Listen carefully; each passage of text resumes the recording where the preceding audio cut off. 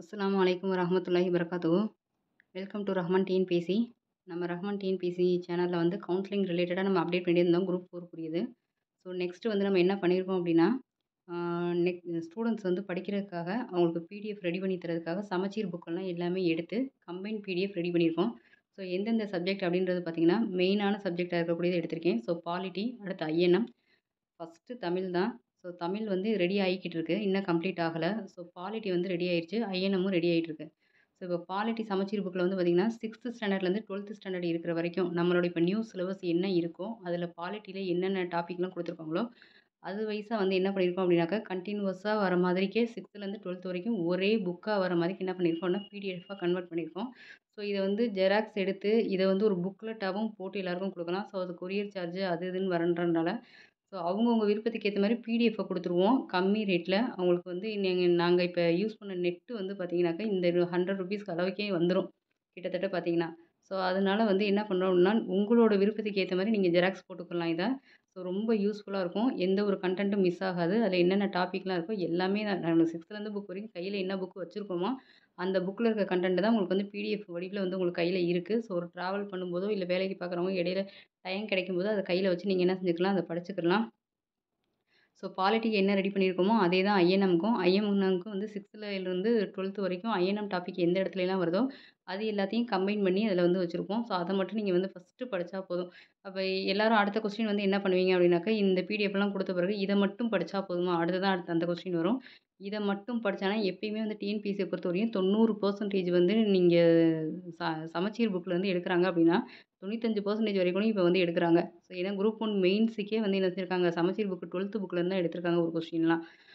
மிச்சம் ஒரு 5% வந்து அவுட் ஆஃப் சிலபஸ் வந்து இருக்கலாம். இன்க்ளூடிங் வந்து கரண்ட் அஃபேர்ஸையும் சேர்த்து. ஸோ அந்த டாபிக்க நம்ம வேணாம். அவுட் ஆஃப் சோர்ஸ்ங்கிறத தவிர்த்து எதுல கேட்குறாங்கன்னு நல்லா தெரிஞ்சுக்கிட்டோம் அப்படின்னாக்கா, அந்த புக்க ஃபர்ஸ்ட்டு படிச்சு முடிங்க. பார்க்கும்போது புக்கெல்லாம் பெருசா இருக்கும்.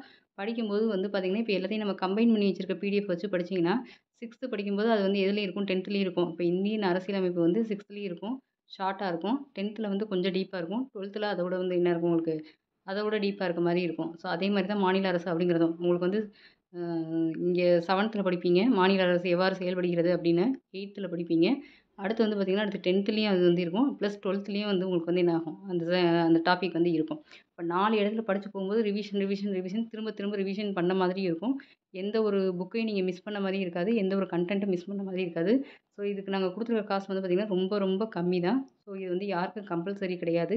யாருக்கு விருப்பப்படுறீங்களோ, யாருக்கு வேணும்னு நினைக்கிறீங்களோ, அவங்க மட்டும் வந்து என்ன பண்ணணும்னா, இதுக்கு கீழ வந்து ஒரு நம்பர் குடுத்துருக்கேன். WhatsApp number. அந்த நம்பர்ல வந்து என்ன பண்ணிக்கோங்க அப்படின்னா, ஃபோன்பே பண்ணிட்டு, ஜிபே பண்ணிட்டு, அதுக்குரிய ஸ்க்ரீன்ஷாட் போடுங்க. உங்களோட நம்பருக்கு நான் ஷேர் பண்ணிக்கிறேன். ஸோ இது வந்து பார்த்தீங்கன்னா, ரொம்ப கம்மி அமௌண்ட்றனால ஒரு ஆள் வாங்கி 2 பேர், 3 பேருக்கு இப்படி ஷேர் பண்ணி பண்ணாதீங்க. ஏன்னா ரொம்ப கஷ்டப்பட்டு இத வந்து ரெடி பண்ணி வச்சிருக்கோம். ஸோ எல்லாருமே கொஞ்சம் பேமெண்ட் பண்ணீங்கன்னா, கொஞ்சம் வந்து எங்களுக்கு வந்து சப்போர்ட்டா இருக்கும். ஸோ தமிழ் சமச்சீர் ஐஎன்எம்லாம் ரெடி ஆயிட்டு இருக்கு. ஸோ ரெடியான பிறகு உங்களுக்கு வந்து என்ன ஆகும், வேணுங்கிறவங்களுக்கு அது வந்து என்னது சென்ட் பண்ணி வைக்கப்படும். ஸோ அடுத்து வந்து பார்த்தீங்கன்னா, இந்த இதில அ எதுக்கு இந்த ஐஎன்எம்மையும் பாலிட்டியும் ஏன் எடுத்திருக்கோம் அப்படிங்கிறத இதில வந்து பார்ப்போம். பாலிட்டி சமச்சீர் புக் வந்து நம்ம ரேட் மட்டும் போட்டிருக்கோம். இதில எந்தெந்த எக்ஸாம்ல என்னென்ன கொஸ்டின் கேட்குறாங்கங்கிறத ஒரு தடவ பாருங்க. அப்பதான் இந்த பாலிட்டி பிடிஎஃப்போட யூஸ் என்னங்கிறது உங்களுக்கு புரியும். ஸோ ஆல்ரெடி நான் கையில புக் வச்சிருக்கேன். நான் அத வச்சு படிச்சுக்கிட்டு இருக்கேன் அப்படிங்கிறவங்களுக்கு வேண்டியதில்ல. ஸோ எந்த புக்குமே நான் இதுவரையும் வாங்கல. என்ட்ட வந்து 1, 2 புக் இருக்கு. 1, 2 புக் இல்லங்கிறவங்க தாராளமா இத வந்து என்ன செய்யுங்க டவுன்லோட் பண்ணி வச்சுக்கோங்க. ஸோ அத வந்து இல்ல கண்டிப்பா ஜெராக்ஸ் போட்டு கையில வச்சு படிச்சீங்கன்னா பெட்டரு. நீங்க மார்க் பண்றது, படிக்கிறது கையில வச்சிருக்க காப்பி என்னைக்குமே வந்து வேஸ்ட் ஆகாது. புத்தகங்கிறது நம்மளோட சொத்து மாதிரி தான் அது. ஓகே. குரூப் 1 எக்ஸாம் வந்து எடுத்தீங்கன்னா, அதில வந்து பிரிலிம்ஸ்ல 40 கேட்குறாங்க. அதே இது மெயின்ஸ்ல வந்து 100 கொஸ்டின் கேட்குறாங்க. குரூப் 1ஏ, 4, 1பி, 1சி இதுலலாம் பார்த்தீங்கன்னா, 1ஏங்கிறது ஃபாரஸ்ட் கன்சர்வேட்டர் ஆஃபீசர் அந்த இது வந்துரும். 1பி வந்து ஹிந்து ரிலிஜியஸ்ல வரக்கூடிய அசிஸ்டன்ட் கமிஷனர் வந்துரும். 1சி அப்படிங்கிறது வந்து பார்த்தீங்கன்னாக்கா, டிஸ்ட்ரிக்ட் எஜுகேஷனல் ஆஃபீசர் டிஇஓன்ற போஸ்ட் வந்துரும். ஸோ இந்த 3 இதுலயும் வந்து பார்த்தீங்கன்னாக்கா, ஒவ்வொரு இதுலயும் பிரிலிம்ஸ்க்கு வந்து 40, 40 கேட்குறாங்க. மெயின்ஸ்ல வந்து பார்த்தீங்கன்னா 1ஏல வந்து 100 கொஸ்டினும், குரூப் 1பி அந்த ஹிந்து ரிலிஜியஸ்ல இருக்கக்கூடிய அசிஸ்டன்ட் கமிஷனருக்கு 25 கொஸ்டின் கேட்குறாங்க. குரூப் 1சி டிஇஓக்கு வந்து பார்த்தீங்கன்னா, டிஸ்ட்ரிக்ட் எஜுகேஷன் ஆஃபீசருக்கு இன்னும் மார்க் பேசிஸா அவங்க வந்து என்ன செய்யல, ரிலீஸ் பண்ணல. பழைய சிலபஸ் தான் அப்படியே வந்து இன்னும் வச்சிருக்காங்க. ஸோ, அதனால தான் அந்த இடத்துல டேஷ் போட்டிருக்கேன். பட் அதுலயும் வந்து பாலிட்டி வந்து கண்டிப்பா இருக்கு. குரூப் 2வ பொறுத்தவரையும் பார்த்தீங்கன்னா, யூனிட் 4ல 15 கேட்குறாங்க. அதே இதில மெயின்ஸ்ல வந்து என்னன்னு பார்த்தீங்கன்னா, 60 கொஸ்டின் கேட்குறாங்க டிஸ்கிரிப்டிவ் டைப்ல.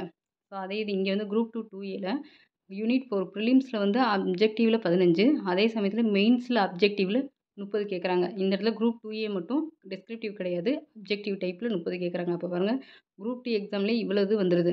அதாவது குரூப் 2 இருக்கட்டும், 2Aவாக இருக்கட்டும், 4ஆக இருக்கட்டும், ப்ரிலிம்ஸை பொறுத்தவரையும் 15 பாலிட்டி கொஸ்டின் நாங்கள் கேட்போம்னு சொல்லியிருக்காங்க. அதே மாதிரி மெயின்ஸ் எடுத்துக்கிட்டோம் அப்படின்னாக்கா, குரூப் 2வை பொறுத்தவரையும் நம்ம டிஸ்கிரிப்டிவ் பேராகிராஃபாக எழுதின மாதிரி இருக்கிறதுல ஒரு 60 மார்க்கே கேட்குற மாதிரியும், ஸோ அடுத்து குரூப் 2ஏல வந்து பார்த்திங்கன்னா, அதே அப்ஜெக்டிவ் டைப்பில் வந்து 30 கொஸ்டின் வந்து 30 இதுக்கு கேட்குற 30 கொஸ்டின் கேட்குற மாதிரி உங்களுக்கு என்ன செஞ்சுருக்காங்க, நம்மளுக்கு செட் பண்ணி கொடுத்துருக்காங்க. ஸோ 60 மார்க்கில் 60 கொஸ்டின். அப்போ இதுலேயே வந்து என்ன கொடுத்துருக்காங்க அப்படின்னாக்கா, எதுலேருந்து எவ்வளோ கொஸ்டின் கேட்போம் அப்படிங்கிறத கொடுத்துருக்காங்க. ஸோ அதுக்காக தான் இந்த பிடிஎஃப் வந்து இதை பேஸ் பண்ணி தான் நம்ம பண்ணியிருக்கோம். ஸோ நான் இதில் வந்து என்ன சேர்க்கல, எஸ்ஐ சேர்க்கல, டிஎன்யூஎஸ்ஆர்பி இதெல்லாம் நான் சேர்க்கல.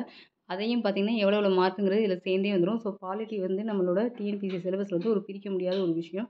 ஸோ இந்த பிடிஎஃப் வேணுங்கிறவங்க இதில் தெரிகிற நம்பரில் வந்து என்ன செய்யுங்க, ஜிபே பண்ணிக்கோங்க. ஸோ யாரும் கால் பண்ணாதீங்க, நாங்களும் ஒர்க் பண்ணுறோம் இந்த இதில், அதனால் வந்து கால் அட்டன் பண்ண டைம் இருக்காது. நீங்கள் வந்து எதுனாலும் உங்களுக்கு வந்து மெசேஜ் பண்ணுங்கள், வாட்ஸ்அப்பில் மெசேஜ் பண்ணுங்கள். ஸோ இதே மாதிரி தான் ஐஎன்எம்மும். ஐஎன்எம்மை பொறுத்தவரையும் பார்த்தீங்கன்னா, நம்ம ஐஎன்எம் புக் ரிலீஸ் பண்ணும்போது அதை சொல்லிக்கலாம்னு வச்சுருந்தோம். ஸோ இருந்தாலும் இதுலேயும் வந்து பாருங்க எவ்வளோ கொஸ்டின் கேட்குறாங்கன்னு தெரிஞ்சுக்கிட்டிங்கன்னா நல்லது. குரூப் 1 பொறுத்தவரையும் ப்ரிலிம்ஸில் வந்து 2 டாப்பிக்காக இருக்கும். அதில் வந்து 25, 40 இருக்குது. இது வந்து இந்தியன் கல்ச்சர் அதெல்லாம் சேர்ந்து தான். அதாவது அந்த கல்ச்சரும் சேர்ந்து தான் வந்து இந்தியன் ஹிஸ்ட்ரி, கல்ச்சர் ப்ளஸ்ஸு இந்த ஐஎன்எம் 3 சேர்ந்து தான் இந்த 25, 40 அப்படிங்கிறது. இதே இது மெயின்ஸுக்கு போயிடுச்சு அப்படின்னாக்கா, டிஸ்கிரிப்டிவ் டைப்பில் வந்து குரூப் 1 100 மார்க்குக்கும், குரூப் 1A 6ங்கிறது 70 மார்க்கும். இது வந்து forest conservator, 1B Hindu religious assistant கமிஷனருக்கு வந்து 50 மார்க்கு கேட்குறாங்க. 1Cக்கு எவ்வளோ மார்க்குக்கு கொஸ்டின் கேட்போங்கிறத அவங்க இன்னும் செய்யலை, இன்னும் ரிலீஸ் பண்ணலை. அதாவது நான் கொடுத்துருக்கிறதுல டிஸ்கிரிப்டிவ் சைடில் இருக்கிறது ஃபுல்லும் மார்க்கு, ப்ரிலிம்ஸ் சைடு இருக்கிறது ஃபுல்லும் கொஸ்டின்.